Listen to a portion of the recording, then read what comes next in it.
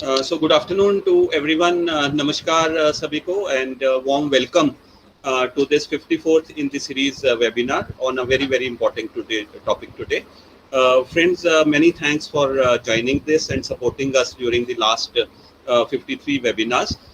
This is being brought to you by Inclusive Human Resource Development Initiative, or IHRDI, which just came to existence during the COVID time period, and has again gone from strength to strength since then, since last 1 year. Friends, the topic that we'll be deliberating and discussing today is change management. Friends, when we are talking about change, someone said that the only permanent thing in the world is change. And whether we like it or we don't like it, everybody is changing time to time. Every day, every minute, every hour, every second, we are changing. When the process of change is slow, that is known as evolution, and many a times we don't know that we are changing, and that is why there is not much resistance to that aspect. Also, there is not much even importance to that aspect, and even not much acknowledgement to that aspect.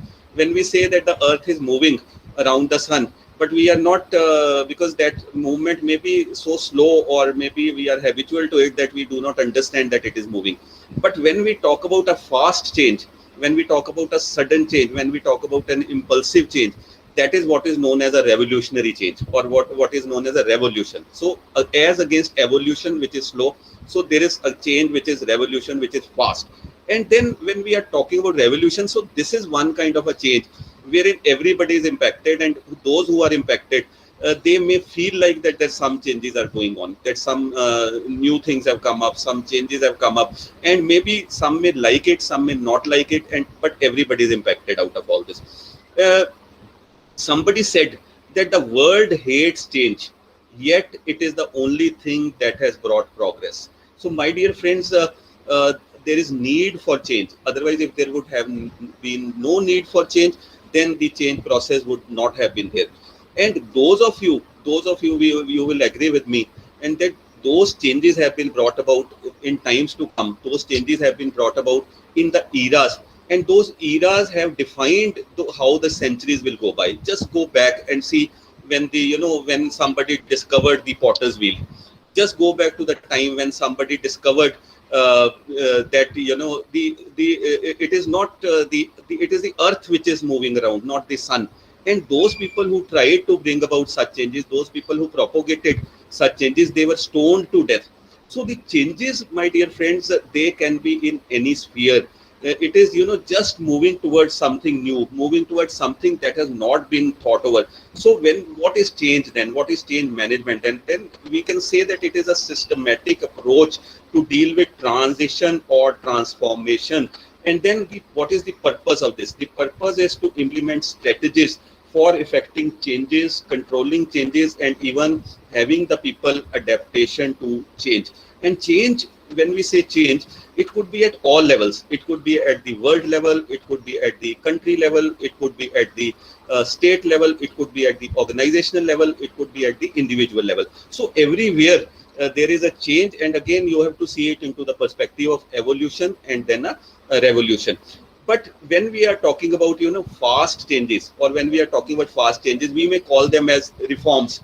We may call them as reforms. And then while reforms, they may not be suitable for everybody, because of the simple reason that those people who are benefiting, those people who are having some kind of advantage with the system, they may like that the status quo should continue, that it should go on like this and this for centuries and ages altogether.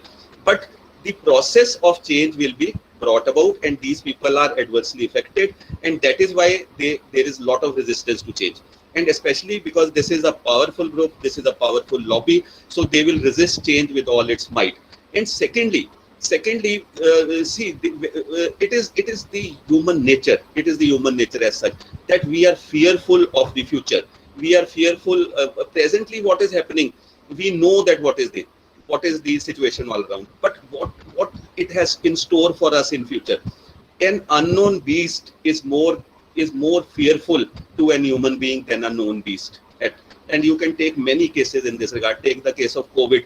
what it was earlier when it came into the light that there is COVID, and what is today when we know that okay, 90%, 95, 97% will survive even after having all this. So an unknown beast is always dangerous, and human beings are always fearful of an unknown beast. So that is also the reason why we resist changes. And maybe many a times we would like to, every country would like to be a country like a USA or a UK or a developed country, but we cannot do it. We cannot change ourselves to that aspect. Maybe because we don't have the kind of resources that are required. We don't have kind of resources, means the manpower resources, also the resources in the field of money also, they are not there.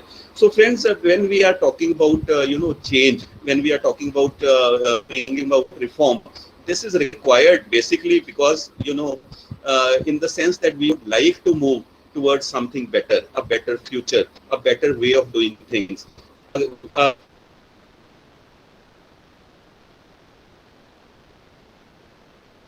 a better situation wherein people have much,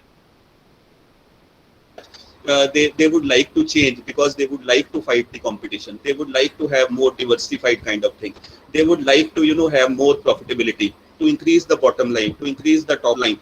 They would like to have best utilization of resources. So in a nutshell, we can say that it is required basically so that everything that we do, we can do it with more energy, we can do it with more efficiency, with more effectiveness, and with more economy. And as I said earlier, the change may not only be in organizational setup. Organizational setup change, yes, that is required. But when I am seeing the perspective, I am seeing it the perspective of change at the world level, at the state level, at the country level, and therein also you could be seeing change in the political sphere, change in the economic sphere, change in the social sphere, change in the cultural sphere, change in the technological sphere. Just many of us will remember that while India adopted the process of liberalization, privatization, and globalization. Now, why did we adopt only in 1999, only in the 1990s, not earlier?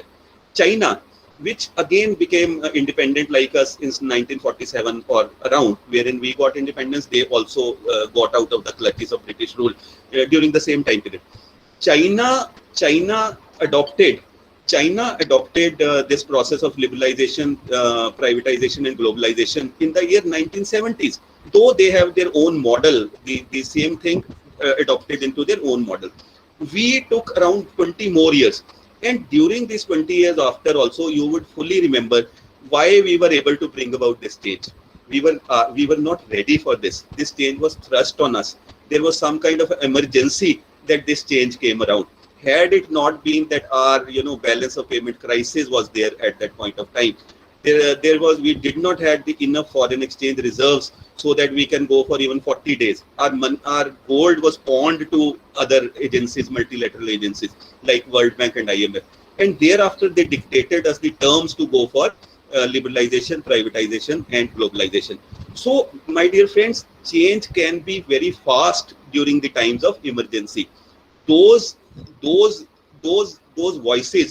those voices which are against change during normal times may be subdued during the times of emergency, and changes can be brought about. So this is one example. Similarly, take the case of telecommunication revolution that took place in the country during the same time, courtesy the same government, Dr. Manmohan Singh as the finance minister, Dr. P.V. Narasimha Rao, and Pandit Sukhram as the telecommunication minister.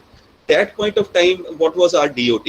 Again, it happened because of the same, what I am saying is, and ultimately during that time period, we used to read that, let's say if there is telecom revolution in newspapers, it was in newspapers that, with this telecom revolution, our security would be compromised, these other countries will have a say on us and all this stuff. And it was all in the newspapers. But still, the country went ahead, and today see how much better we have done in terms of telecommunication. Rather, we are, I think, one of the best countries in terms of the reach, in terms of the frequency that we enjoy, and at the prices that we enjoy, and even at 5G capacity. So friends, the change is always slow, the change is always resisted, but if there is emergency situation, then the changes can be fast also. Similarly, today, if you talk about the last 4 or 5 years, you can see, how Article 370, how it has been removed. And these, maybe it's a reform, somebody will be agreeing with me on this, somebody will be not. But then some people, they were very cozy and cushy and they were very comfortable with this. But when this reform, if it is a reform, when this reform came around, they may not be very comfortable and their positions have been strengthened. So, but then that is why there is a lot of resistance. Similarly, you can take the case of, one more thing, these farmers' laws that have come up. So this is again a kind of a reform. Some people are liking it, some people are not liking it. But then again, the change is like this only. Uh, Now I'm reminded of what Woodrow Wilson has said. Woodrow Wilson, as you know, happened to be one of the very brightest president of United States of America. He said, if you want to make enemies, try to change something. So that means that if you just go on the status quo, everybody will be happy. Try to change something and people will become your enemies. But then you have to have that kind, because if you don't change, again also somebody has said that if you don't change, then you are periling yourself for the future, for the long run, and that means you're not doing your duties as a leader.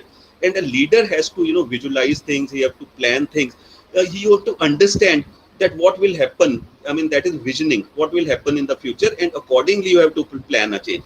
And you not only to plan a change, you have to implement a change. For that, you have to put up a team of people. You have to have a buy-in with the people, because at the end of the day, somebody also said that people don't resist change; they resist being changed.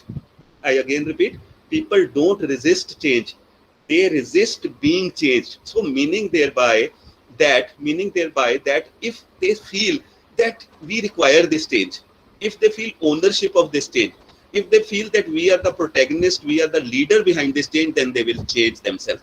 But if you try to thrust something on the people, if you try to put pressure on them to change, maybe they would not like to change, because then they start resisting change. That is how human beings are. So friends, my dear friends, this topic is very, very important. This topic is very dynamic. This topic has I mean, change management, these two words could be easy, but then it has a lot of things wherein sometimes they are not successful at all. You could have seen how changes have been brought about, but they had to be reverted. Many countries adopted a change, like we are talking about economic reform, GST like structure, and then they had to revert back over a period of time. People didn't like this. We also adopted this change, and I think working well with India as such. But yes, there are any number of people who may not be happy with this. So ultimately, the goal is that if you have reform, if we go for reform, if we go for changes, then we have to have this process. And the best is that if we can consult our people, if we have to buy in, if we make them feel that this is the change that they are proposing, and it is not thrust from outside.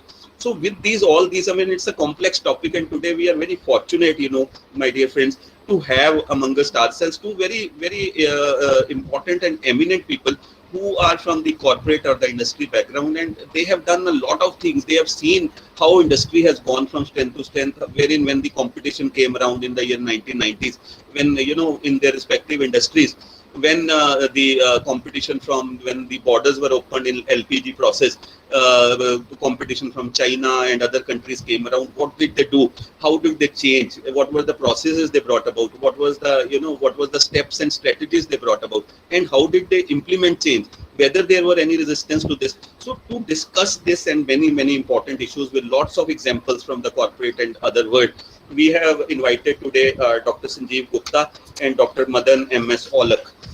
Just a brief introduction about the two eminent panelists. Dr. Sanjeev Gupta retired as the Chief General Manager of Swaraj Mazda Limited, Isuzu, and he was there in various positions, starting his career, and more than 35 years of corporate experience into the field.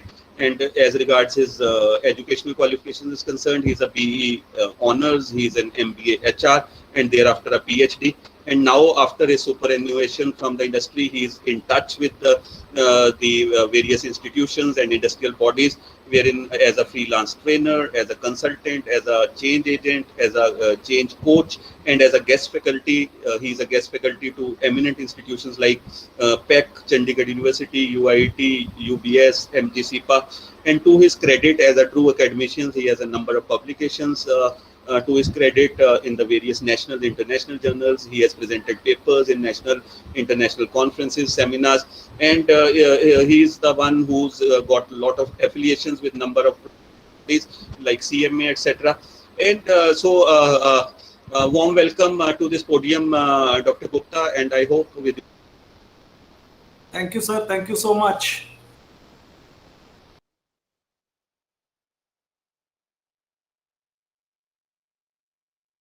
working as a director in an IT startup based at Singapore. And as regards his qualifications are concerned, he is also an MBA HR and a PhD from the University Business School. And he was also the vice chairman of NIPM. He's a corporate person through and through, putting in number of years into Ranbaxy Limited, wherein he headed the L and OD functions. And after his superannuation and retirement from there, now he is also a freelance trainer. He is also into HR/change management, into trainings, development, into coaching and mentoring. And he's an expert into HR, human resources systems, and also in systems and process redesign. And his ideology is to improve human resources at the global level. So friends, please welcome Dr. Madan M.S. Olak, and thank you, Olak Saab, for sparing your valuable time and enlightening our audience on this. I hope the talk of these two very eminent panelists would be benefiting all of us. So the Saritium that we'll have is, firstly, I'll be requesting Dr. Gupta to take the call and to speak about his own experiences and the processes and the concept of change management. And thereafter, Dr. Olak will take up on the resistance to change, and how to bring about change and the strategies to bring about change in an organizational setup. And then we can have a few questions at the end, and thereafter some observations and summing it up. So not taking much long, I request firstly Dr. Sanjeev Gupta to welcome. He's welcome on the podium. And Dr. Gupta, the podium is all yours now. Thank you, Dr. Chaddha. Thank you. Thanks for my introduction and warm words from you. Since I will be sharing a small PPT along with my discussion, so can I have the right for sharing the PPT? Yes, sir. Yes, sir. We are providing you the rights. Just one second. Sir, you can share. Dr. Sir, you can share now. Yeah.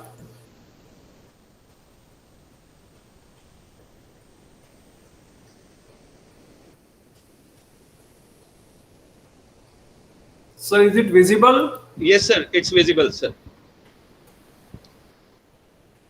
Yes, sir. Fine. You may go ahead, please. It's visible. Yeah. So we will be talking of change management. Well, the buzzword is change management. Wherever you go today, any industry, any organization, any business, people always say change management. And as Dr. Chaddha said, that this has come into the Indian business since 1991, when liberation happened. Well, when we talk of change management, we are talking of transforming a system. We are not talking of small improvements or small changes in a daily setup. We are talking of transformation. If I recall, what Darwin said was that if we want to evolve, we must change. But that was evolution, which happened very slowly. But today, when we are talking of the particular era, when the innovations are happening so fast, we are talking of revolutionary change. It can be in a policy, it can be programs, it can be courses, technological changes, anything and anything which happens around us, which transforms the total way we think, is what we are talking of change management. And again, I would say that these change management is basically disruptive changes. It is not a small change which happens every day. We change our what we wear, everything. We change what we eat, everything. But here we are talking of disruptive changes. It can be something like for an individual when he moves from one city to another city for a new job. So here he is going to face a different type of environment.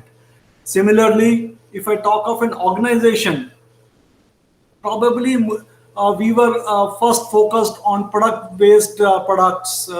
Now we are moving from to the customer oriented, customer based products, what customer wants. So there has been a change in the thinking, there has been a change in the type of how we are going to do our business. And when we talk of a change, it can be strategies, it can be methods how we work, it can be internal changes, there can be external processes which are changing. When we talk of, say, Dr. Chadha said liberalization, it's an external process which has changed. So many competitors came in, so many type of new equipments came in, where the industry has to really compete for. And then the first thing that we have to do, as Dr. Chadha said, is that employees, the person who are going to change is one of the most important person in the change management. So whenever we go for a change, pre and post change activities have to follow. We must have seen changes, like Dr. Chadha was talking of telecommunication revolution. Yes, it came into India. The foreign players came into India. Indian Reliance offered Geo, but well, that is the success stories. But if we look at the total telecommunication era, BSNL, which was there earlier, couldn't change to the extent that was required by the customer, by the environment. So that means change has to be understood, the customer requirement has to be understood, the business environment has to be understood. So then only we can talk of change management. And generally we say change is unsettling. We have to come out of the status quo where we are operating. Pre 1991, we had a particular status quo because we were into seller's market. Whatever we used to produce was being sold mostly in our own country. But as soon as the environment changed, it became unsettling for the Indian business. So that is why we say that some of the organizations sail through this change very gently, but some of the organizations fail to smell the coffee. Even if there is a small change, they fail.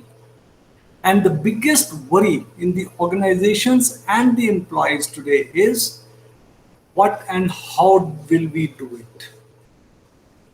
So when this comes into the mind of people, what and how we will do it, well, we feel that they are fearful of change. And when you start a change with a fear in your mind, there is every possibility that you might fail. So whenever we talk of environment in business, we must look at what are the opportunities available, how I can transform my business, or how can I transform the way I am working so that I can adapt the new environment. So that is where some of the companies have been successful and some of the companies have not been successful. And if I talk of forces of change, why such a rapid change is happening in India today, or I should say around the world today? Because the business environment is changing. We are talking of large scale mergers and acquisitions.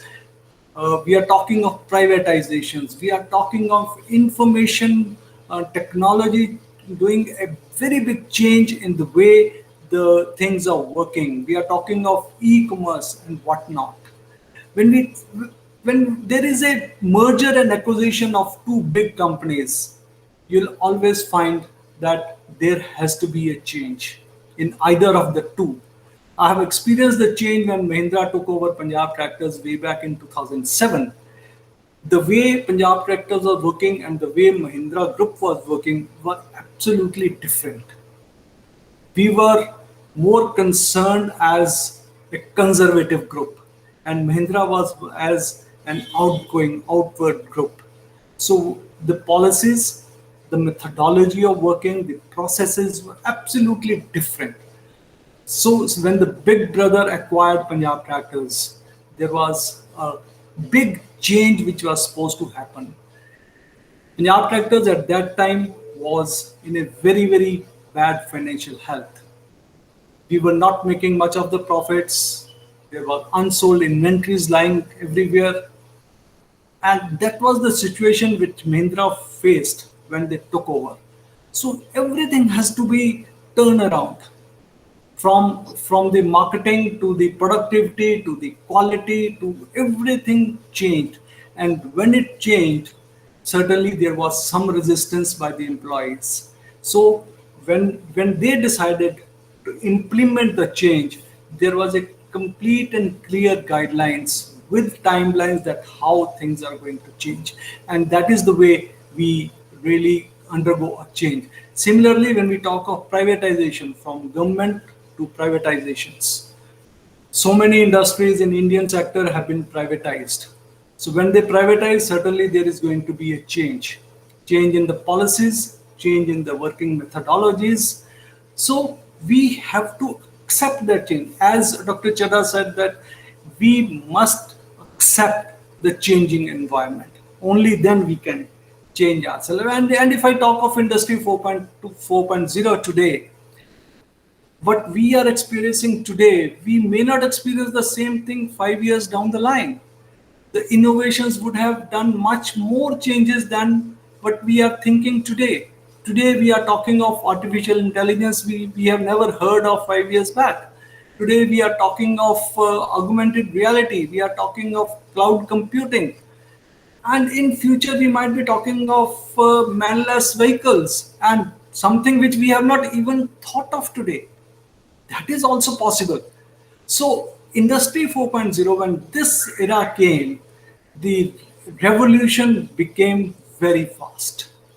Till that time, yes, the industry was changing, the business environment was changing, but the pace now at which the change is happening is too fast. So when innovations take place, when new things come into it, the business environment has to change. The processes have to change. The way we are producing the things have to change.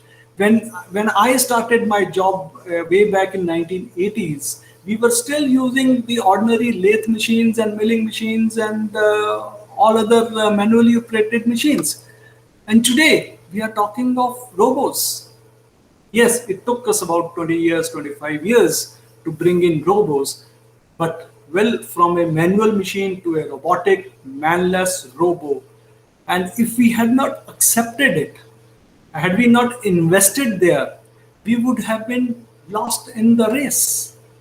So that is when we talk of change management, we always say that we must accept what is happening and what the world is looking for. We talk of changes. So whenever we talk of a change in a business environment or in a corporate sector, there are generally two type of changes. One is the technical side, where the new technology has to be brought in, and along with it is the human side of change. We may invest money in bringing a new technology. We may invest money in buying new innovations, but human side of the change has to be managed face to face, one is to one. We have seen the industries which have brought in a lot of new technology, but without planning a change. The human side was ignored, thinking that people will change automatically. But that doesn't happen. We have to plan a change. Let's talk of last 1 year, when the pandemic took over our daily life routines. See how many changes we have accepted and have really adopted as a way of our life. Online teaching. I still remember when last year in March, when we thought that we will go online taking classes instead of offline, the first reaction was no, it is not possible. How can we teach without seeing the faces of our students? How can we teach them if they are not present in the class? We don't know whether they are present, they are listening to us or not. So many ifs and buts were there. But well, today, if I talk of, we have evolved our technology to such in such a way that now we know that what are the likely reactions of the students. Work from home. Have we ever thought that the companies allow people to work from their home? I don't think. We have never accepted that the people can work from their home. We want their physical presence. But when we saw that we cannot ask the people to come to our offices, our businesses might suffer, so we found out a way to work from home. And today it has become a norm, and few of the companies feel that even if the pandemic is over, why not continue working from home? We can. Telemedicine consultancy. Just imagine that a year back, if somebody had told you to talk to the doctor on telephone, explain the symptoms, and ask for a medicine, we would have said no, nothing doing unless until the doctor sees us personally. We have a face-to-face talk. We cannot ask for a medicine, or he cannot prescribe a medicine. But well, today, we say that yes, it is possible. So this is the changes that we have accepted. Virtual conferences.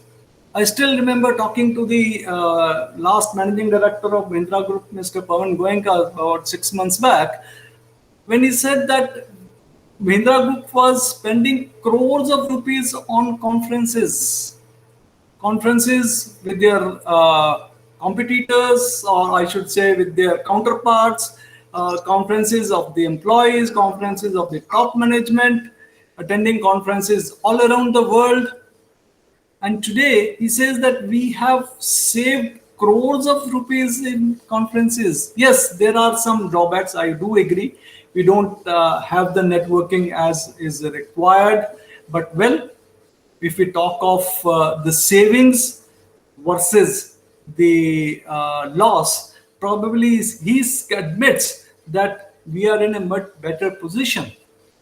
E-commerce, though it was introduced in India long back, but we were always hesitant. We used to buy a standard or branded material from e-commerce, but we always said that okay, if we have to buy a cloth, probably we must have a feel of it. But today, again, that change has happened.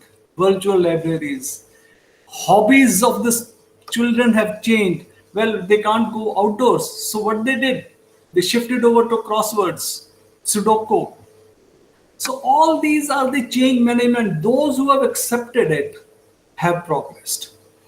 Those institutions who are still reluctant to teach online are at the back front. And those who have accepted change have gone much ahead. So when we talk of process of change, we have to first identify what is required to be changed. Now, there is a word of caution here. Everybody talks of change management. Everybody talks of disruptive changes. Everybody talks of technological changes. But everything may not be required today. So we have to first identify what requires a change in the organization.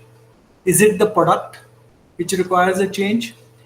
Is it the processes which require a change? Is it the human resource management which requires a change? So we have to first find out what is required. And once we say that, okay, this is what is required, we have to plan a change. We just cannot say that we can change overnight, or we will see what happens, then we will go about a change. We have to plan a change. When Mahindra took over and they announced that we are going to change the processes, the human resource management, the marketing, everything they wanted us to improve, they had a clear-cut timelines and plans. This is how we are going to train people. This is how we are going to change the product. this is how we are going to change our marketing strategies. Everything was pre-planned, and then it was implemented. And before that it was implemented, we were provided with hardware and software resources. If the training was required to the people, right from the worker till the maybe the managing director, well, yes, the trainings were provided.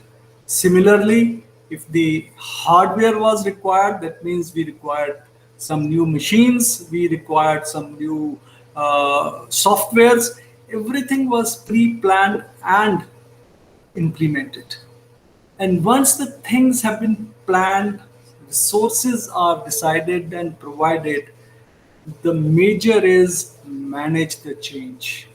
If the change is not managed properly, it will fail. When I say manage the change, is again how we are going to implement the change, not only in the people, in the processes also. When we talk of planning a change, the first thing that we have to do is unfreeze ourselves. Let go the old systems. If they are not efficient, let them go. Share the knowledge, involve the employees. Without the involvement of employees, we cannot change.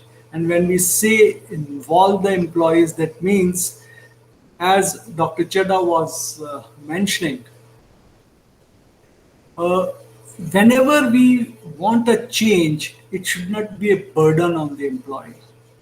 It should be more or less a part of his daily routine. He must understand that whatever processes are being changed, he as an individual is going to gain something out of it. He as a professional is also going to change or gain something out of it. That is when we say that we must follow a change process, and then we say freeze those processes for the time being. Once those processes, the change has happened, we can freeze them, but be sure that we might have to unfreeze them and go in for the next change sooner than we are thinking. Just as a refresh, when we talk of winners of the change management, I mentioned Mahindra and Mahindra Swaraj Division when they took over in 2007 from an unsold inventory of 30,000 tractors, and today we are selling tractors on premium. You can imagine how beautifully the change was managed, that today the tractors are being sold on premium. Netflix, the way they shifted their methodology from home delivery of DVDs to streamlining online. They used to deliver the DVDs for home delivery, and today they are online. Similarly, if we talk of Lego, the toy manufacturer, they know that physically the people are not very happy with the toys, so they have shifted themselves or added to their product range as the augmented reality experiences of toys on the computers. Look at the Coke and Pepsi, the two rivals, from non-health drinks, well, some people say that, to soya-based beverages, green tea, fruit juices, oats products. See the how fast they are changing. They were known only for the Coke and Pepsi few years back, but today, when they saw that the people are shifting, or the customer requirement is shifting from non-health drinks to healthy drinks, they also shifted themselves. That is what we call as a good change management. And there are so many failures of change management which people didn't recognize at the right time. Kodak, they were the market leaders on films and cameras few years back, and today they're almost zero. Similarly, let's talk of Hindustan Motors, the India's biggest sellers of ambassador cars in India. All government vehicles were ambassador, and today we don't find them here. Only because when the change happened, when the foreign companies established their manufacturing units in India with better economy, with better mileage, cost effective, Hindustan Motors didn't react to that because they were very happy selling to the government. And slowly and slowly, the government policies changed and Hindustan Motors had to die down. Tarsus distribution, a very good example how they failed in change management in spite of the fact that they recognized the change. They were manual data entry service providers. They shifted over to robotic process automation, but they failed because of the internal resistance. Their employees didn't accept the change. So they had recognized the change, but the process of change was not according to what was required. So a lot of internal resistance came, and finally they failed. Vistia, video marketing software company, they also recognized the change, but they went in for business growth rather than improving their internal efficiencies. So the cost of manufacturing, cost of service went up, and they couldn't stand the market. So whenever we talk of a change, we have to see that the process is complete in all respects. And everybody knows about BSNL, Airtel, Jio. They came into India, but BSNL did not respond to the new innovations and service requirements. And today we are talking of disbanding BSNL. A big failure as far as recognizing the change in the environment is concerned. So, friends, when we talk of change management, we have to be flexible. Always be ready for change. I said that we might freeze the first change management procedures, but we have to be always ready for the change. Monitor change, smell the environment. Know it is getting old. My technology is getting old. The process of my marketing is getting old. I'm product oriented industry, but today I have to shift to the customer oriented industry. Adapt to the change. The quicker we do it, the sooner we'll enjoy the benefits. Enjoy the change, savor the adventure, enjoy the new normal. See, we have to enjoy the new normals. We cannot say that the old was so bad, so we can't keep on cribbing over it. Let's enjoy the new environment and be ready for another change. It will happen faster than what we are anticipating. And before I wind up, I always say that we are in a curve where we are in the comfort zone when we don't challenge the status quo. As somebody was mentioning, that if we don't challenge the status quo, we are very happy. We are in a comfort zone, we are getting our salaries, we may not be growing at a very fast rate, but we have to enter into the growth zone, friends. From comfort zone, we will first enter to a fear zone. Oh, if I change, I might fail. My employees will not be happy. But well, we have to cross that fear zone, enter into the learning zone where I can develop my confidence, where I can develop my systems, where I can develop the plan, and then enter into the growth zone where we say that yes, I have beaten the market and enter into a growth zone where I can be the best in the world. And before I finish off, I always say that at the last great meeting of the species, the dinosaurs voted not to change. And when they decided not to change, they are no more. So had they decided to change, they would have been on the earth today, but they decided not to change. So when we decide not to change ourselves, our business, our environment, there is likelihood that we might extinct. This was what, friends, I wanted to say in a short span. Thank you so much, and I would request uh, Dr. Chadha to continue, please. Right. Thank you, Dr. Gupta, for a very comprehensive presentation on the term change management, which is, again, as you know, very complex topic. But you have very succinctly put it down in the 20-25 minutes that were allotted to you. And I think the concluding remark was great when you say that if you don't change, you become extinct over a period of time. So that means you have to adapt, adopt, and then, as per the environment, if you want things to go by, then you have to work as per the environment, and environment is very dynamic in nature. So thank you once again, and now I request Dr. Madan MS Olak Sab to take from here and to continue with the process, and maybe share his own experience into this time. So welcome, Dr. Olak, and now you can directly speak to the participants. Good afternoon, friends. I'll be what you call. I'll not be presenting my paper here, but as decided with Dr. Sanjeev Chaddha, I will be circulating my study on this in another 5 days' time, which will be shared with everybody.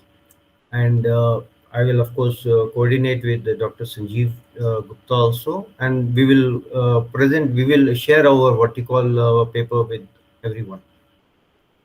That is how we will be going along with this study, and I'll be sharing my views on resistance to change and how we can overcome it. Because as we see in industry, it's easier said than done. Change is always easier said than done. We have people across geographies who will resist change. You may wish to bring in change because you feel that organization will thrive on it, but there may be others who may not feel so. So now I will start with my talk. Like you see, resistance to change is like a definition to this is resistance to change is the act of opposing or struggling with modifications or transformations that alter the status quo. Nobody actually, if you look at it, wish to change. They like to be in their own cocoon. But it is always the brave who actually win wars. It's not the people who stay back and look on the newspaper just to see or have fun who win the wars. The resistance can manifest itself in one employee or the workplace as a whole. It could be an individual resistance, or it could be on an organizational basis, as we will come to know as I take you along with me. Whenever a change is introduced, wherever into the organization, there will be some resistance. Whether it was GST, we faced resistance. Whether it is anything monetization, we faced resistance. You look at the COVID. Could you resist that? None of us could resist the changes that COVID brought in. And if you look at it, is the COVID, if you look at it in the real terms, COVID has been the chief transformational officer. It has triggered changes in 6 months that we would have imagined 10 years from now. Whether it is a change involving, just look, whether it's a change involving a simple change like canteen timing, people resist. A change in supporting technology or service improvement initiative that the organization feels that the employees will benefit, again, people resist. The impact on people, and therefore there will be a resistance for that particular change. Every person as we all know, is different and will react to change in a different manner. Okay, some will accept change in a subdued manner, and some will resist change in a very big way. The biggest reason why people resist change is fear of the unknown, and like Dr. Sanjeev pointed out earlier, and Dr. Gupta also pointed out. People will only move towards the future state when they believe or feel that the risk of staying in the current state is greater than the risk of moving forward. Like Lord Tennyson, a great English poet, had mentioned in one of his poems, the old order changes, giving way to new. And like Dr. Sanjeev had given the example of the caterpillar, if, for example, as an example, if the caterpillar had resisted changing into a butterfly, no matter how painful that the process is, as we have seen in their transformation, will we be ever be able to see a beautiful butterfly? No. But if the butterflies all go away, we lose as human being. Similarly, if we do not adopt change, no matter how painful it is, we will never move forward. We will be where we are, stuck to the status quo. People may not have a clear picture of what change looks like and what is being undertaken. If there is a whole lot of change happening in the organization, employees may experience change fatigue and therefore resist additional change. And now I would like to bear upon this. Now, see, whenever we initiate change, now I'm giving a remedial now. Whenever we want to initiate change, it should not be one change after the other. It should be change gradually. You have change, one change that has already been implemented. Wait, let that idea sink in, let that change sink in, let the people start accepting it, educate the people on it, allow people to accept, give them time to accept, and then think of the other next change. Once they have accepted, then they will accept the other ongoing changes in a much happier manner than they would otherwise, and retaliate with every change that comes in. We often blame the resistors to change as the problem for the change failing. And that's where I would say we are wrong. However, I would argue that resistance to change could be a good thing. Because if you find people resisting to change, that means that they have actually read the fine lines. They will resist change due to some reasons, and those are the reasons that we need to find out.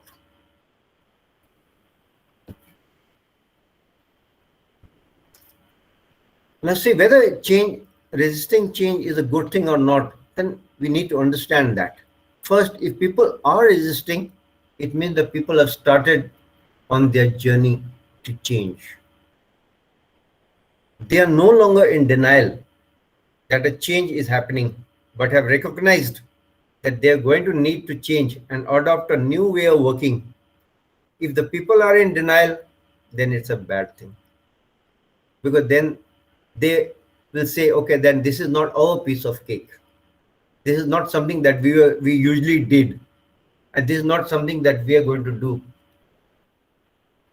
If they are resisting the change, but if they are resisting, then it's a good thing. That they will come up with new ideas. They will come up with new thought. They will present to you their views. And in the process, will help make change better. There are two types of resistance, covert and overt. Covert resistance is the grumbling around the water cooler, or use of diversionary tactics at meetings to discuss the change. But that's very good. Covert resistance is unproductive, but it could be a result of employees not feeling safe rising raising what could be a legitimate concern in planning meetings. The situation needs to be addressed as soon as possible. Overt resistance is where employees openly challenge a change as a mistake or point out downfalls. Overt change is not necessarily a bad thing. Employees may actually be right in their objections to the change. They may recognize issues that their management may not have anticipated. So that's why we say it's like if a person is resisting, it's not always that it's wrong. There could be some underlying things which the management may not have seen, and they will come out. The people, if you reach out, the people will come up to you with new thoughts, with their views of how change could be, with their thought how systems can be improved, with their thought how we can make things better in the organization. They are often closer to the action and have insights that their management team do not have. Overt resistance should be encouraged, and employees provided with channels to communicate the issues they perceive. But if you do not do that, then you are blocking the flow of information, the feedback that you would otherwise get. So you must encourage this. Listening to and addressing the issues raised by overt resistors can often make them the greatest advocates and champions for your change initiative. Getting them actively involved with the change can be the key to success. I will dwell upon this as we go to remedial methods. So I'll leave this here. Recognizing that substantial resistance to a change may in fact mean that the change is not a good idea and should be stopped to avoid a disastrous failure. So you see, there could be many ways how you need to look at these things. What is the look at the resistance of people? In what way are they resisting? What are the ideas that is flowing from them to you as management? What is the general feel in the organization? Do you keep your ears to the ground and your eyes open to whatever is happening around you? How are the people accepting what the organization wants to do? All this needs to be taken care of. If we do not, then we stand to lose as an organization, as people. But be thankful when resistance to change occurs, as this will drive us to do a number of other things that benefit the organization and its people. Please understand one thing.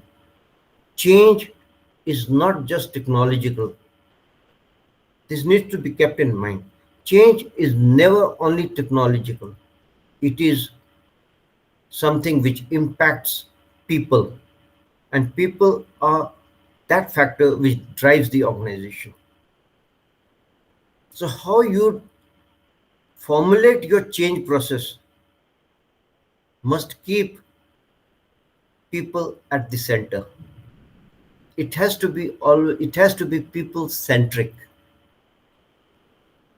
The resistance to change is because the change is not understood. So you need to help people understand the change. Educate the people on why this change is necessary. In the words of John Cotter, we need to create a sense of urgency. Why? Look at what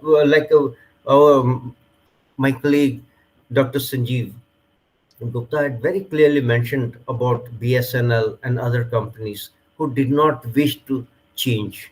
They did not sense that urgency, the need for change, hence they died down. You have seen ambassadors, you have seen the Lambretta scooter. Where are they today? They are in the junkyard. Or they may be kept by some collector as an antique piece.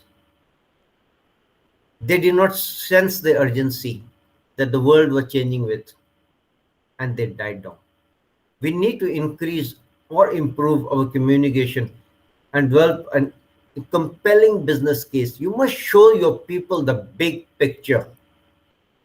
You must tell them that, gentlemen, we are here at a 1-2 crore rupee company. We need to become a $1 billion company.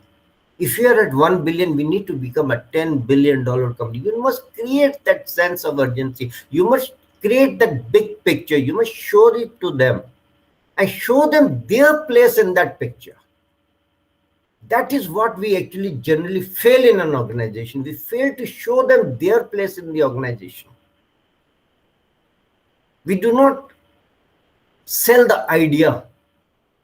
We force the idea.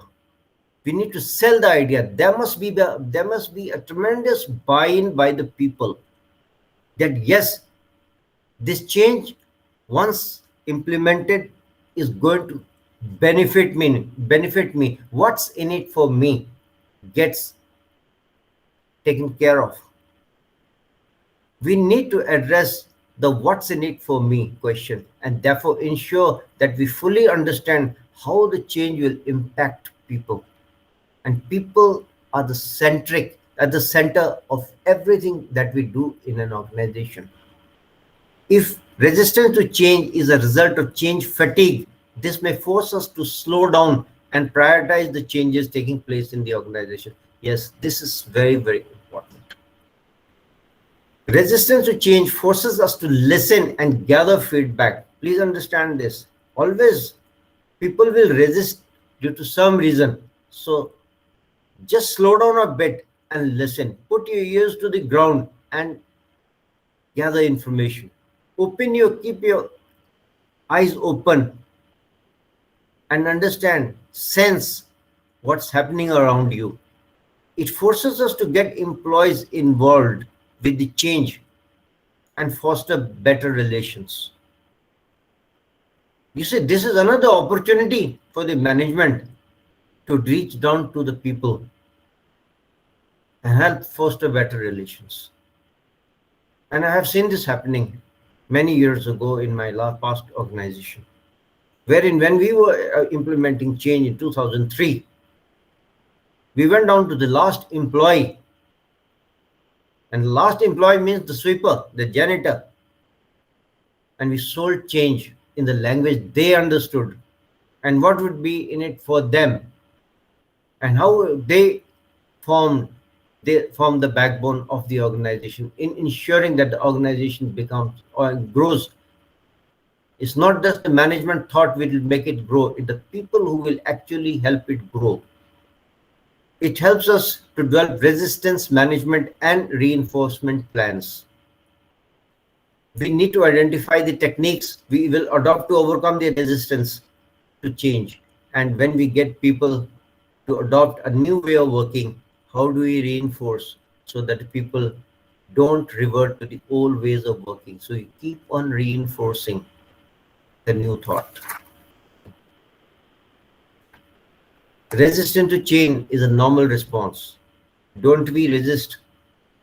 Even if I remember long time back, I was taking a management session on change. And I asked a person at the back, please change your seat. I had to repeat it 3 times before he even changed his seat. So I say, if you are going to come and learn about managing change, if you cannot even change your seat, how will you be able to implement the change that we want to bring in the organization? How can you convince your people on this change when you are not even convinced about changing your seat? And for the reason why I've asked you to change the seat. If you yourself are not convinced, how will you convince your people? That's so important. But resistance to change is less of a problem than employees ignoring the change and being in a denial of change. That's very sad. So anticipate the resistance that your change may encounter and embrace it. It's a good thing.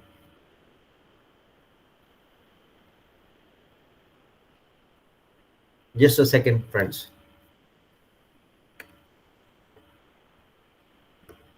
Now, when you look at it, now I will touch upon a few companies.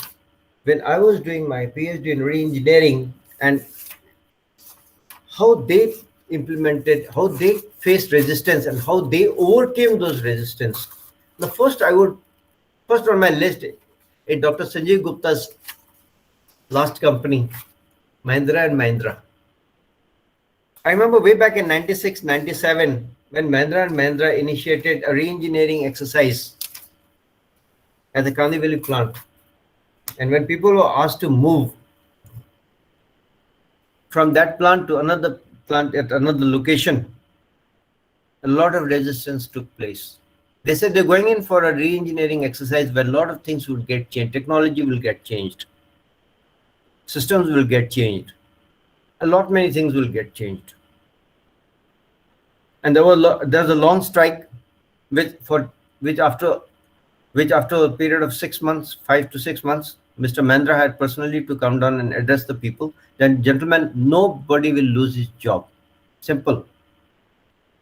You see how you're managing change, how you need to actually get a buy-in. You need to explain to the people why this change, why, what is it, what's in it for you, and how will you grow with the new system.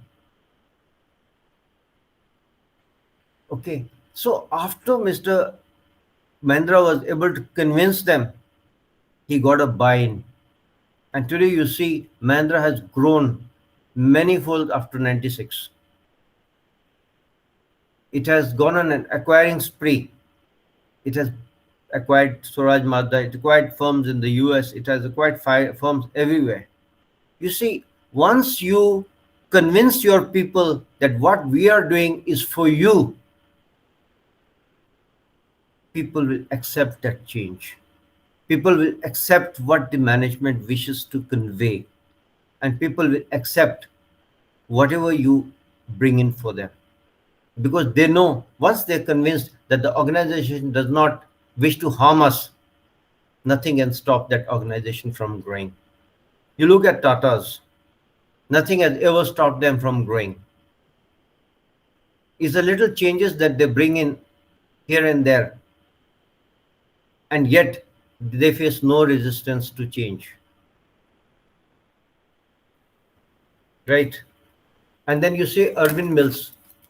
Irvin Mills, Sanjay Lalbai, way back in 1997, 98, they went in for a complete overhaul of systems.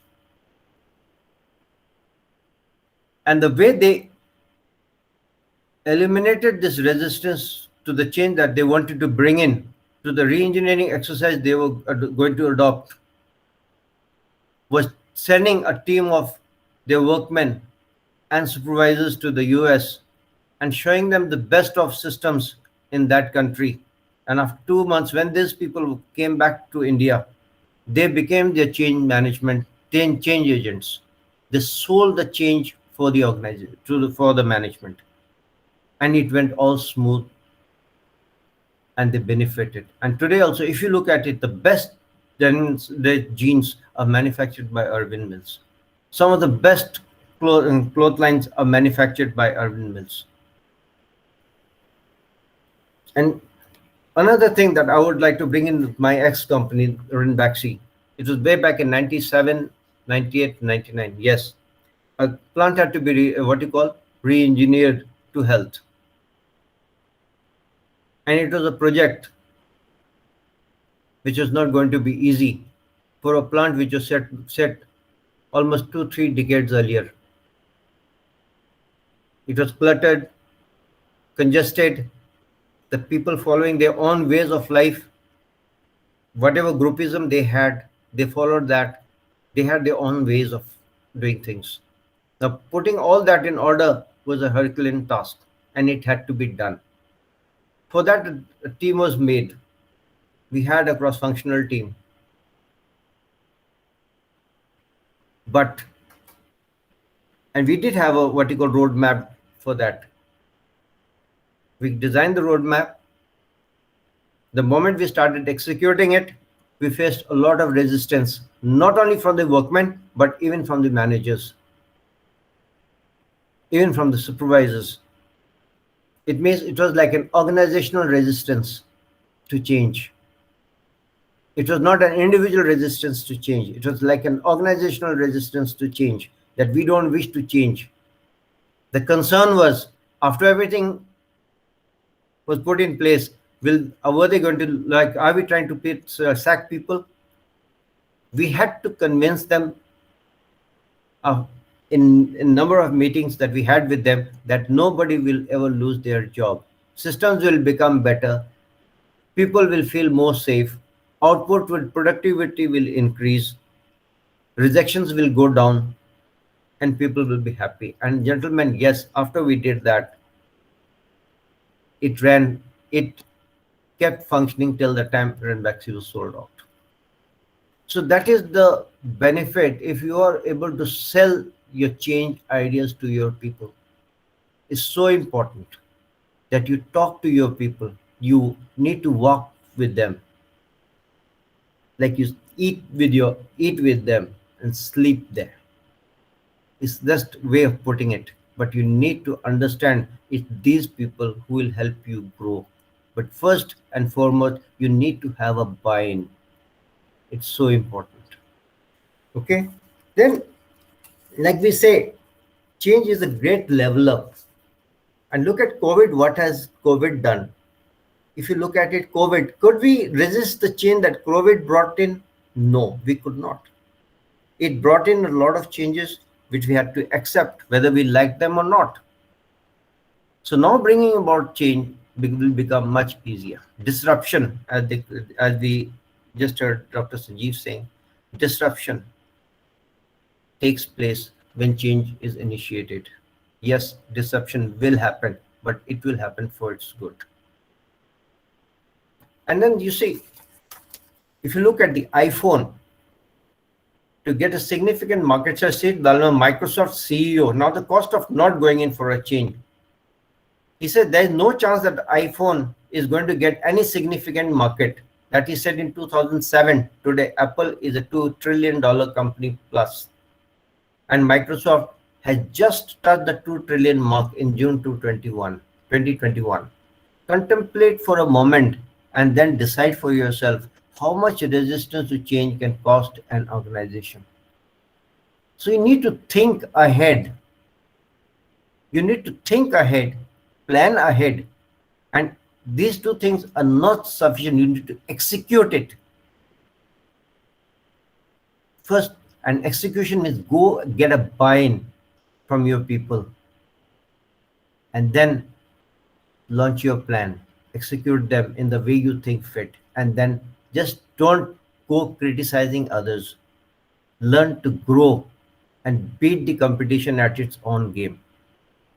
We have a classical example of Ambassador and Fiat, Lambretta scooters, and of course, there will be many more that refuse to change, are no longer present today. And look at what there are similar examples that are as hilarious. Henry Ford lawyer told him that the automobile was a fad, but the horse was here to stay. And look today, where is Henry Ford today? The Ford is not doing so well, whereas our Tatas and our other companies are doing much, much, much better. Movie mogul Daryl Jankook tossed the idea that television, sharing his opinion, aside the idea of television, sharing his opinion that the world would tire of staring at a plywood box. The resistance to change may have proven a bit short-sighted. Today you see Netflix, today you see the best of things that are there available for us. So we need to understand and sell the idea of change. Okay, ultimately change is stressful and people avoid it because they want to avoid the pain, anguish, frustration, and the lack of confidence that goes with it. But once you convince them, then all these things, three things vanish. Even a positive change like a promotion can be met with stress. And some of us sitting here today, gathered here today, will question why should a person, what you call, resist a change like a promotion? But then along with promotion will come additional responsibilities. Along with pain will come, promotion will come additional pain of managing a larger area. Okay, as the employees march into their own new and uncharted territory. Once you get a promotion, you may be transferred to a place which you don't even know about. Even a minor change can require a brief adjustment, but large scale changes can take a long time to adjust to. Right? So you see, there could be now that if you look at change, like resisting change, like I've already explained to you, the organizational resistance to change.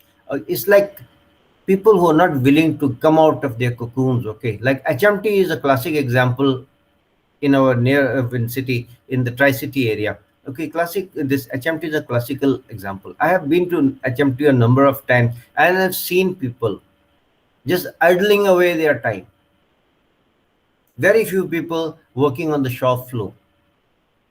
They knew that the organization is going to be sold off if they don't change their ways of working, but nobody worried about it. They thought maybe this is just a fad.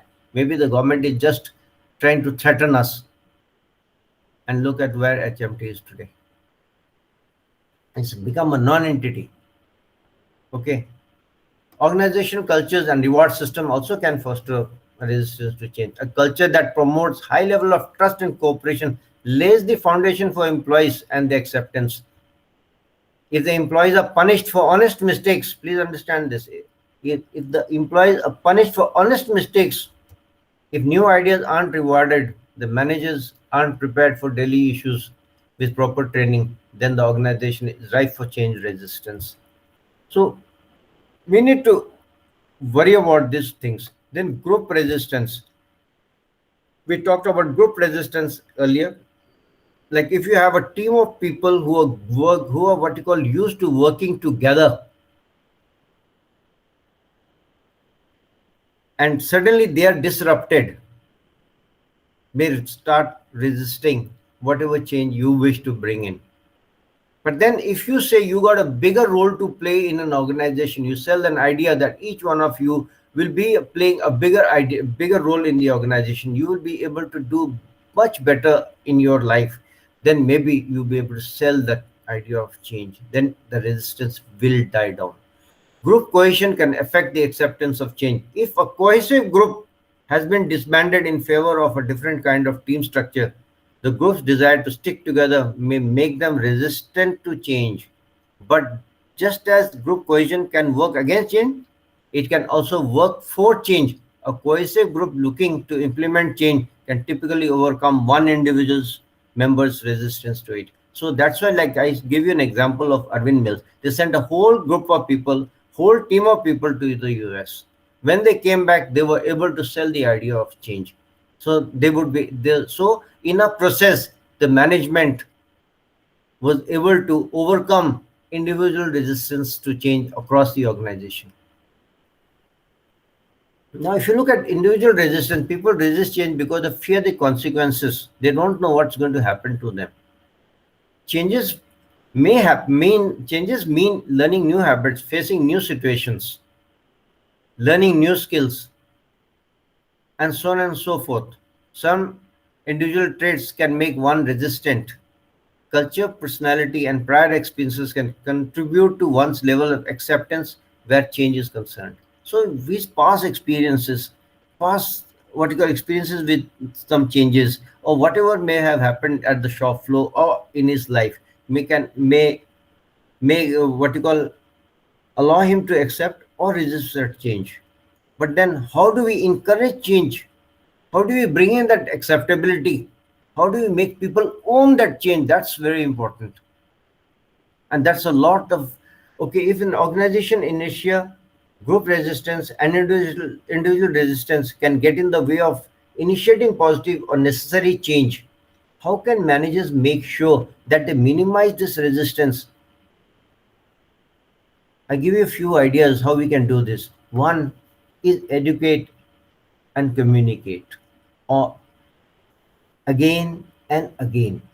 If there is a fear of the unknown, organization shouldn't compound that with a lack of information. Please share relevant information with your employees, with your people wherever you are. If you want to initiate change and eliminate that resistance to the change, face to face meetings, have a town hall, call them, discuss it with them, have newsletters circulating, highlighting the change processes. What are the benefits that will accrue to the employees? How will they work? How their work will change in the new environment, in the new normal? Okay. and updates can often help reduce those fears. A disadvantage of this, though, is the ability to communicate, to manage effective change effectively to large number of people. But this can be managed. Like if we have a large number of change agents, they will do this good job. Then participation and involvement. People who participate in change are less likely to resist it. So involve your people, communicate to them, have their buy-in, involve them, give them responsibility and ownership. The disadvantage of this approach again is that in somewhat time consuming, it's somewhat time consuming, and managers do have to relinquish some control, which sometimes they are not willing to leave. But then, if we wish to bring in board that change, then we have to. So, increase participation and involvement of your people. Give them ownership. Give them whatever they want, and you will see wonders happening. Then, facilitation and support requires active listening and counseling. Gentlemen, it's not just hearing, listening to hear, or hearing to hear only. It's listening to listen and understand. Active listening. Put your heart and soul into what the other person is saying. Okay, and then provide counseling wherever required, wherever you need be. Walk, walk the talk. Go down to the shop floor.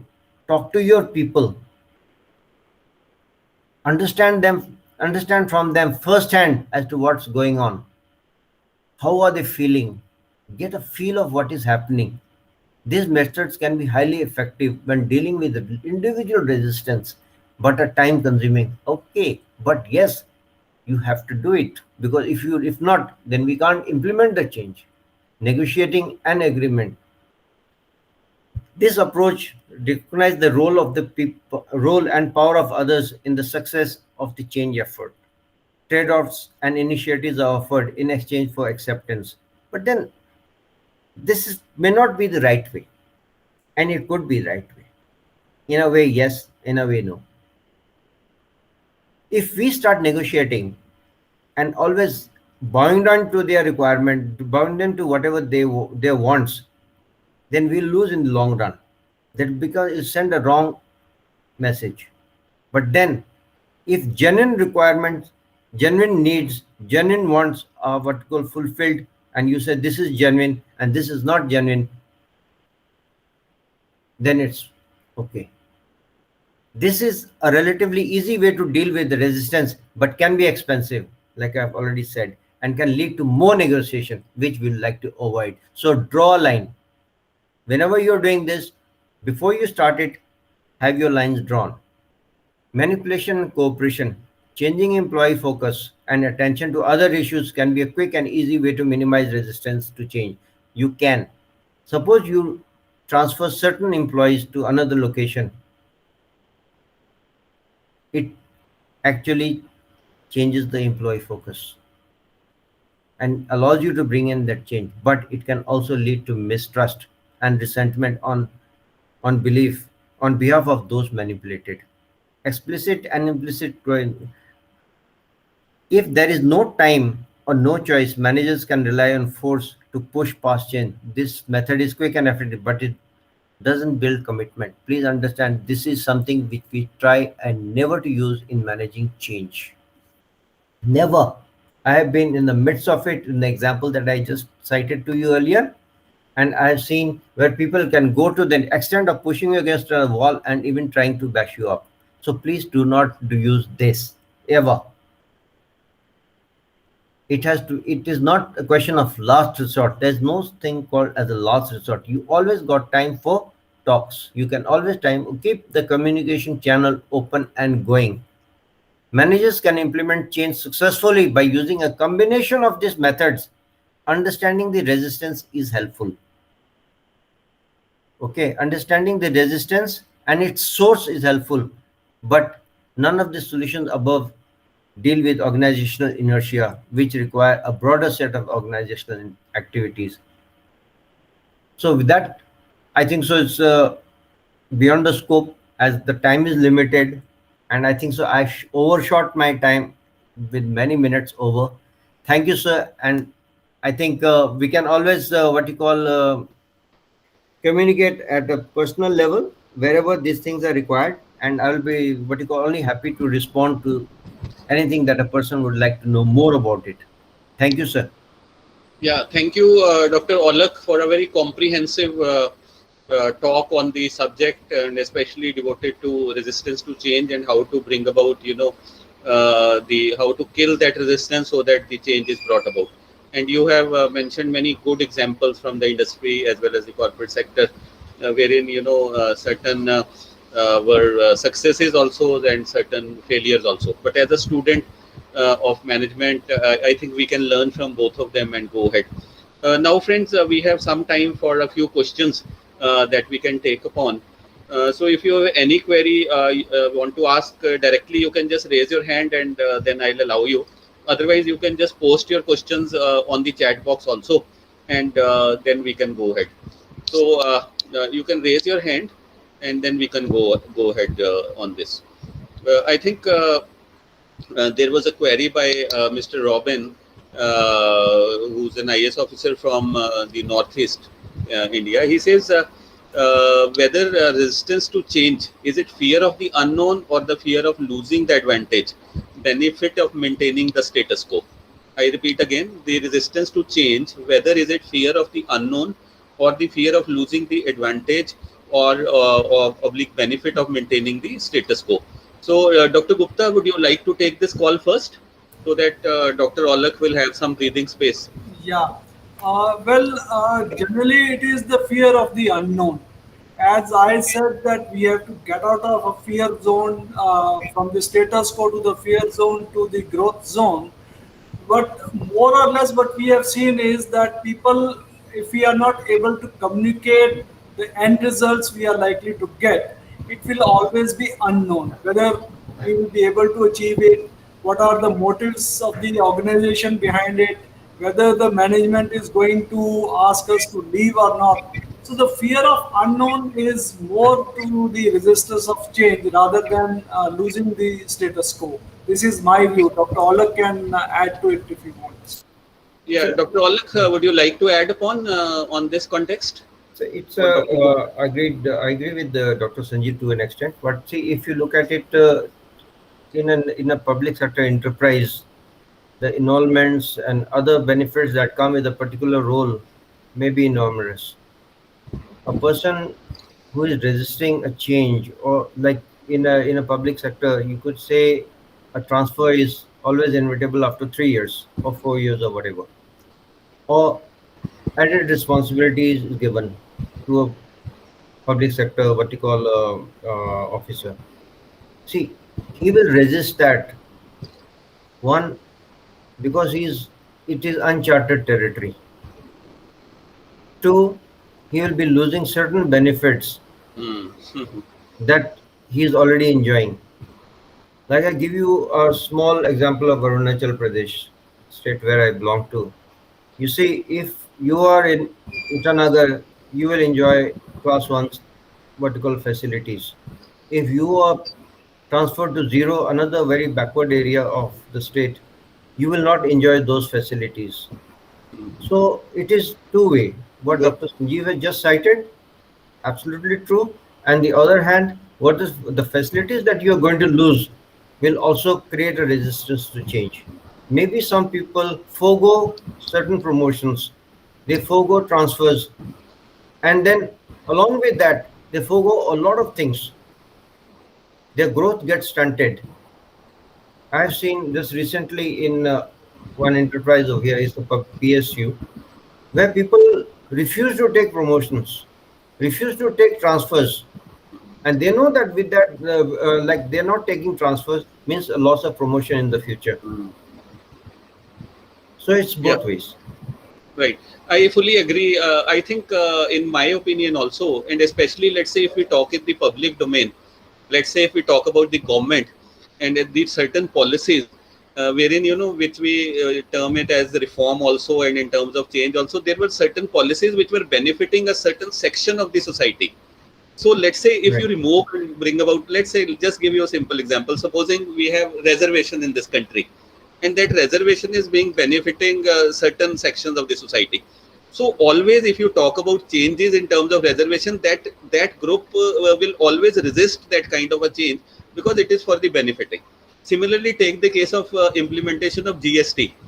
When see the GST, prior to GST, there was a different structure altogether, wherein maybe there was some sections of the commerce or business which were, by maybe hiding or some other aspects, they were doing it. But with digitization coming up, everything becoming transparent, they are in the fear of losing that kind of business. So even Dr. Gupta, that is also very important.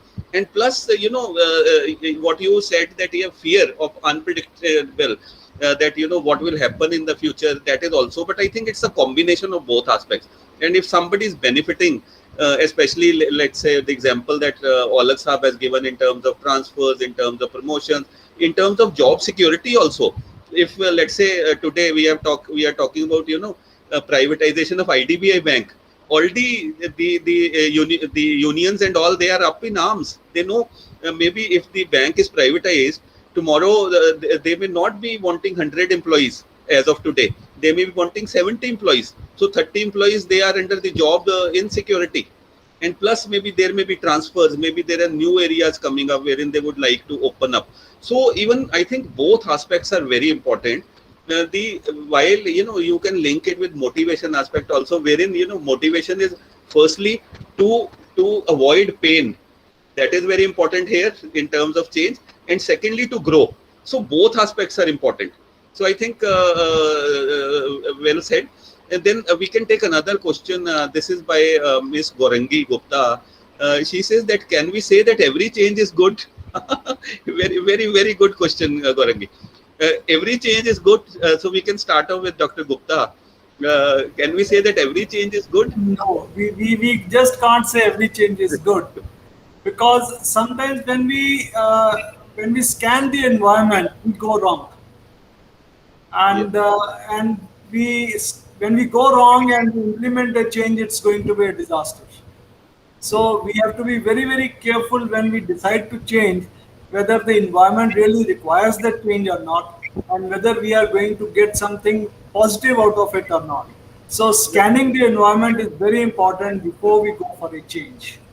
Very true. Yeah, Dr. Olak, would you like to add upon, or will you agree with what Dr. Gupta has said? Very I briefly. agree with I agree with him. See, like what he just said about scanning the environment is so important. Whether you scan internal environment as well the external environment, they need to be in tandem. If they are not, then you cannot implement change. You cannot even think about bringing in some change like that. It cannot be True. just ad hoc. What you need to understand is first do your homework properly. You cannot just say I want to bring in a change and then you go about bringing in that change. You need to do your homework, scan the environmental exercise just now, and both internal as well as external. They need Right. to be in tandem. One that I've already said, and second, you need to understand why do you want that change. Like I've already dwelt upon it during my talk. Why do you need that change? Once you satisfy your why, then you are able to satisfy the employee. If not, you should not. Then that Right. change would not be good. First, you need to satisfy all the W's. Right. Thank you, Dr. Olak. And I think, Gorangi ma'am, if just to supplement what Dr. Gupta and Dr. Olak has said, if every change would have been so good, then there would have not been any resistance to change for the future changes. So there is a resistance to change, meaning thereby that the past says, or the past precedent says, that every change has not been so good. If some changes had been good, some changes were not so good, and some changes were really bad. So keep in mind that it's a dynamic process. And again, as Dr. Gupta and Dr. Olak also mentioned, that environmental scanning is very important. And the team which takes up this change process of adoption and adaptation, and including the resources and the human resources, again these are very, very, very important, because many a times had been such a case, then the decisions already taken would not have been reviewed and even returned and gone back to the same status quo which was earlier at research. But again, a good question. Dr. Muhammad Suleiman, you raised a number of issues. in the chat box. So I request you to come on board and maybe can observe. Dr. Mohammed Suleiman Yeah. has hired as an HR head from Malabar Cements Limited, Kerala, Kochi, and he is from the HR side. And I think his observations and maybe some opinions and queries will be great. Yeah, Dr. Suleiman, now you can go ahead. Yes, sir. Yes, sir. You are not audible. Dr. Mohammed, you're not audible. Please unmute yourself.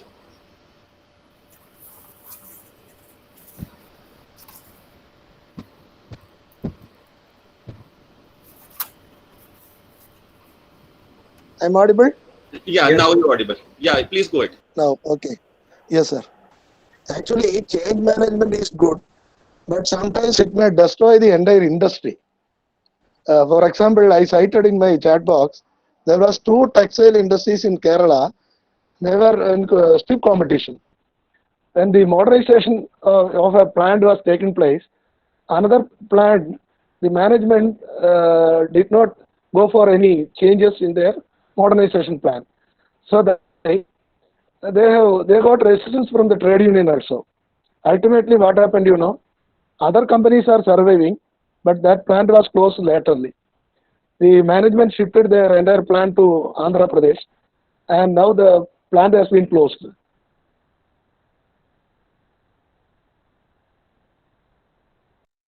Resistance to change. They lost their employment. Still, the cases are going on in many courts. PF and gratuity were not paid. So this is one case. In public sector, change management is very difficult because you have to convince your trade unions. Under the present labor code, it is very easy because the central government already abolished 29 laws. Now they are introducing 4 labor codes. So in that area, they before closing an enterprises for retrenchment, minimum they have to get the government permission for those who are employing 100 employees. Now it has been raised to 300 employees. So that is why the now employers are very given free hand. So present code, I don't know, because trade unions are resisting, severely resisting all over India. So far, many of the states are not ready to implement it. But the labor code introduced by the central government is having its own impact on the industrial setup. In coming years, only we will come to know that how far it is going to affect the survival of each and every industry, especially in private sectors. Private sectors are already given free hand. They are resisting trade unions. There is no trade union at all in many of the industries. So the trade union power is totally declined. So the present code,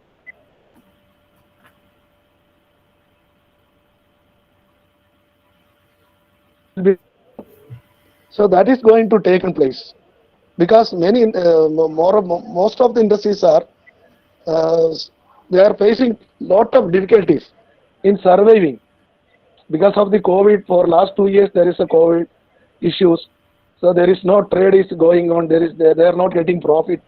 So many problems they are encountering. In the meantime, they lost their market also. So affecting the change management is the concept is good, but in whenever it is implemented, now sometimes it may help the industries to grow, but most of the time it will destroy the industry, survival of the industry. So that is my view, sir. Thank you, Dr. Mohammed Suleiman, for your observation. Dr. Olak, yeah, would you like to respond? Yes, You I raised would your like hand. to. Yeah, please go I ahead. would like to add on to what Dr. Mohammed just said. See, if we look at whatever Sir just said regarding their industries in Kerala not performing, not being able to implement change, and a lot of people resisting to whatever system are they are trying to implement. Yes, what I would like to say here is that why people are resisting could be a certain what you call reason. There could be a certain reason behind it. Okay, and like he said, PSUs. In PSUs, it is all central government managed things. Like you cannot like in the and if you look at the private industry is a totally different ball game altogether. In private industry, you can implement change because it is a private industry. You can just go about it. But even then, I'll like to what you call clear any doubt on this. Is in all multinational companies, all Indian MNCs, all big houses, change is not initiated overnight. It never gets initiated overnight. Okay, now look at this. Just for the past 1 year, we have experienced a lot of VUCA. There has been a lot of volatility. There has been a lot of uncertainty. There's a lot of everything that's around us, right? And if you look at it, people have been made to work from home. That was the biggest disruption that has happened in an employee's lifetime. You see, you like for me, like presently, now if I were to use my what you call family bedroom as my office, how would it what you call bear upon the family members? And it has happened. People have been using their homes as offices. And the people who don't have two bedroom or three bedroom flats or houses, they are not able to cope so well. And that is another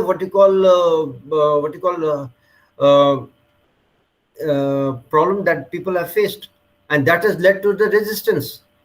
Then ultimately, many companies have gone in and said, "Okay, we will pay for it. We will pay for the space, provided you have the right space." So they were able to take on rent additional space and put up a small office, and that is the additional expenses again the organizations had to bear, and that has happened with the big organizations, but the small organizations were not able to do it.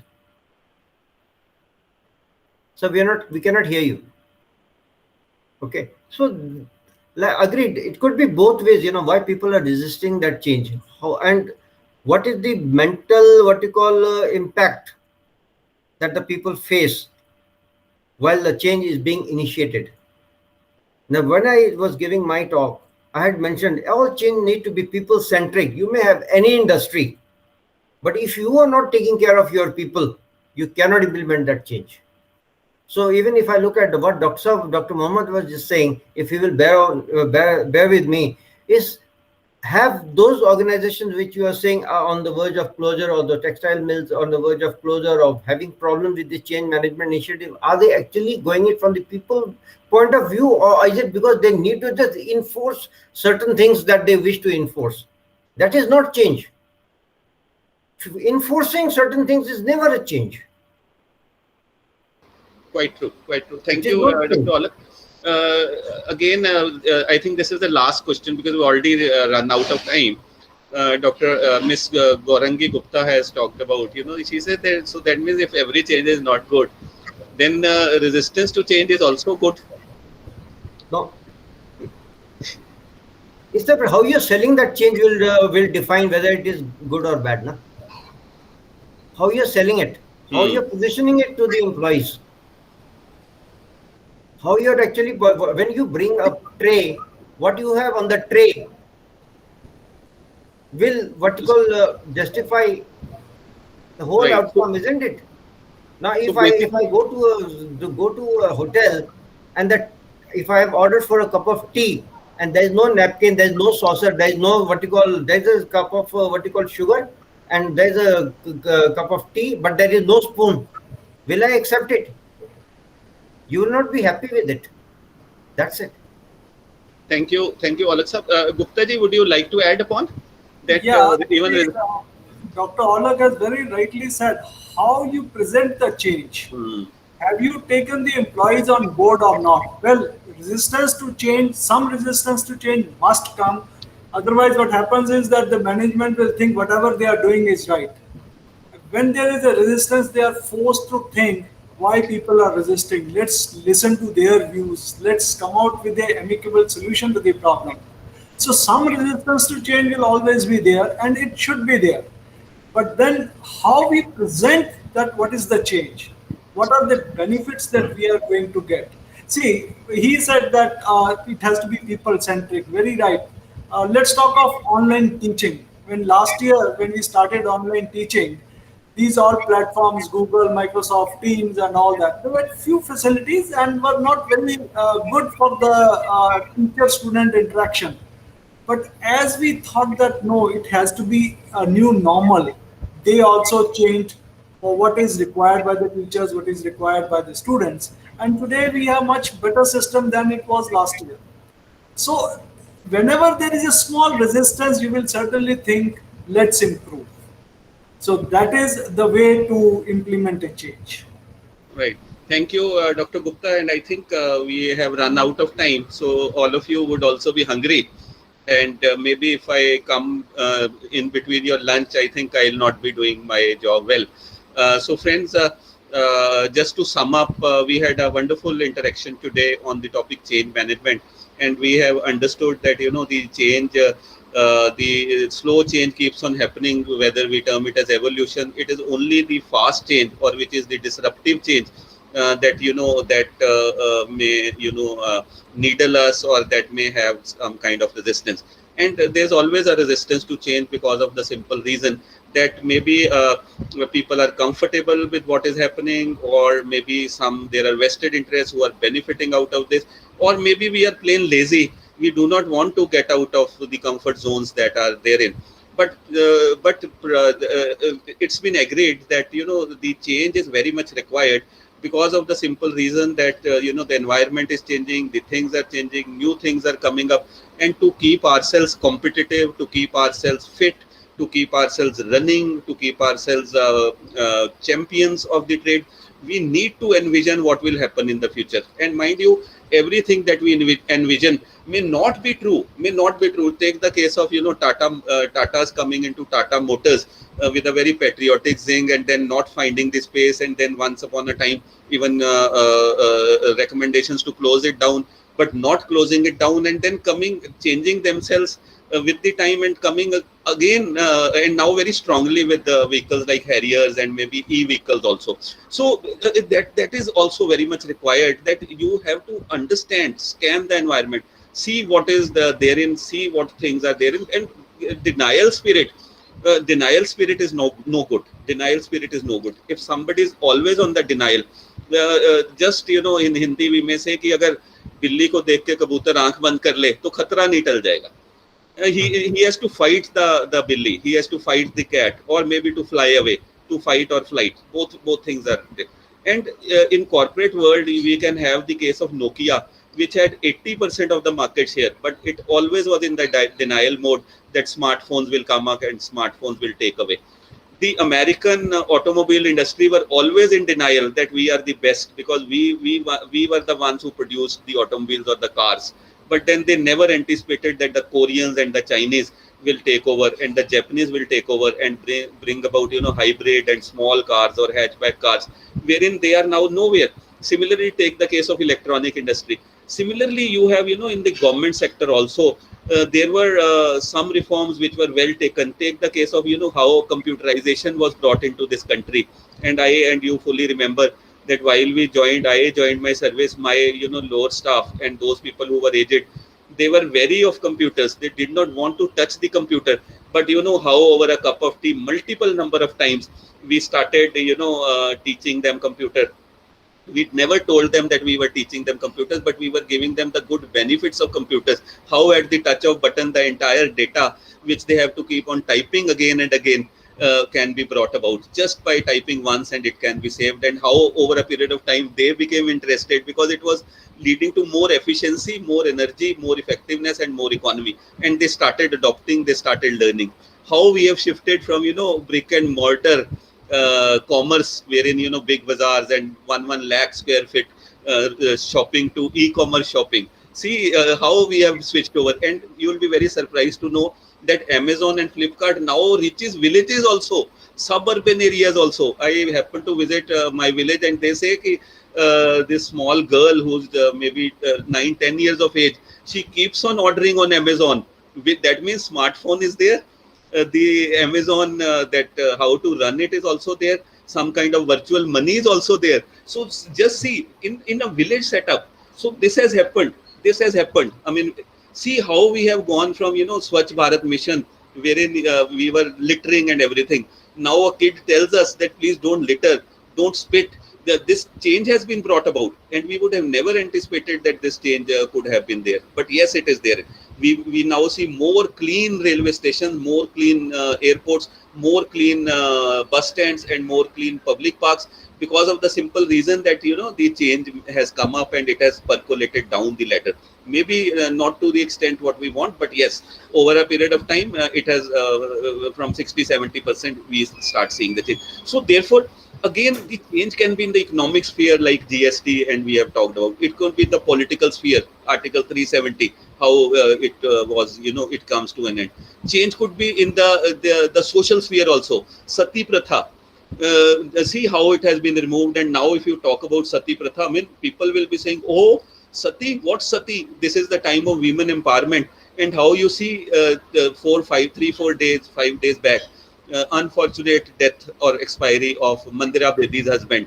And see, she led from the front, and the funeral pyre was lit by Mandira Bedi, none other than Mandira Bedi. And the outfit also was not, as per the norms what we see in the cremation ground. So I was reading an article. They said now this is women empowerment. I mean, not heeding that you need a son or you need a patriarchal male member to go on and lit the. So this again is a bold statement, and she and person like hers becomes the champions of change. What Olak Saab was talking about, champions of change, or change agents, or the demonstrators. So we need more of them. But we have agreed that change, transformational change has to be brought about. Everybody has to be on the podium, on the platform. The various interests have to be seen, and these interests of the stakeholders have to be built in out there, so that they are not worried about it. Let's say insecurity and other aspects.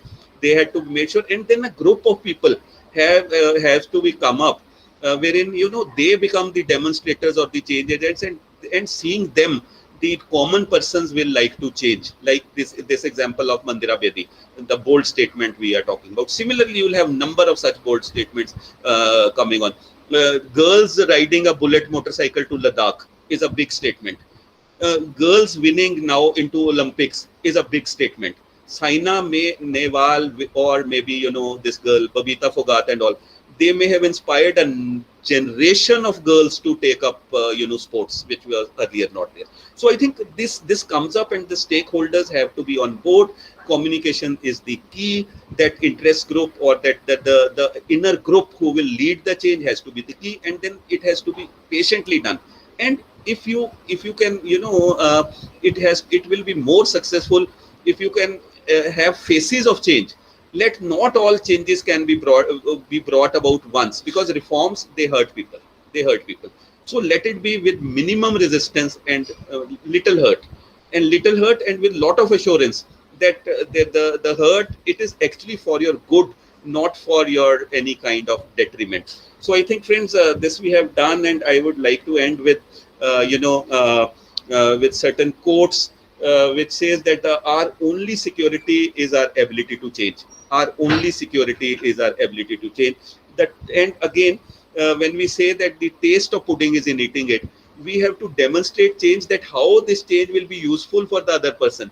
Once once you have made him to taste the pudding, next time he'll eat the pudding himself. So friends, with these words, I think change management is a very important topic. Reforms are required at all levels. The only predictable thing is change, and we need to be adapted. We need to be prepared ourselves for change, never to be in the comfort zone. Always, learning with the Kaizen effect, continuous improvement, continuous learning.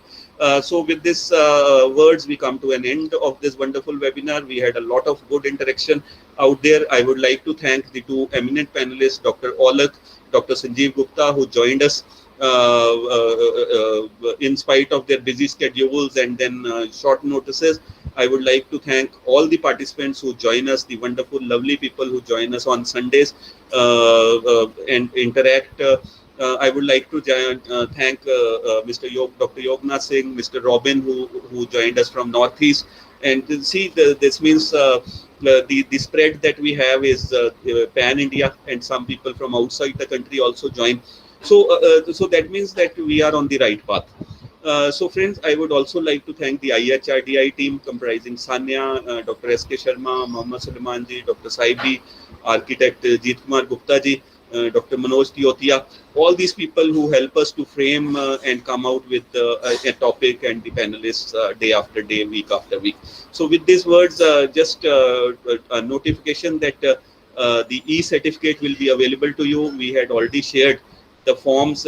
If you have filled it up, that is fine. Otherwise, you can just ping upon 8727857116. I repeat, 8727857116. This is the WhatsApp number, and you just say hi with your name and everything, and we'll forward you the form once again.